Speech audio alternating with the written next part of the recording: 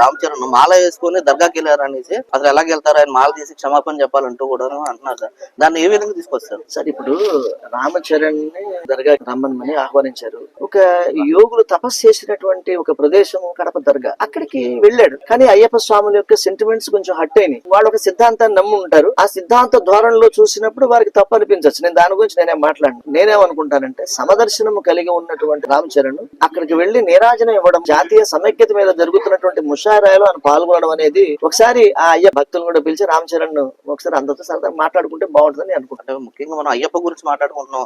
అయ్యప్పని దర్శించుకోవాలంటే ముందు మనం అక్కడికి లేదు వావర్ స్వామి దగ్గరికి వెళ్తాం సార్. ఆయన ముస్లిం దర్గాకి వెళ్ళి వెళ్తాము. అక్కడికి వెళ్తాం తప్పు లేనప్పుడు ఇక్కడికి వెళ్తాం ఎందుకు తప్పుగా చూస్తున్నారు? వావర్ స్వామి అనే ఆ కథ ఏదైతే ఉన్నదో, నాకు ఆ చారిత్రక అంశాలపైన నాకు పెద్ద అవగాహన లేదు. నేను కూడా అనేక సార్లు నేను శబరిమల వెళ్ళాను, దీక్ష తీసుకున్నాను, పెద్ద పాదం కూడా నడిచాను. కానీ నాకు పూర్తిగా చారిత్రక వివరాలు నాకు తెలియవు. తెలియని దాని గురించి నేను మాట్లాడడం అనేది కరెక్ట్ కాదు.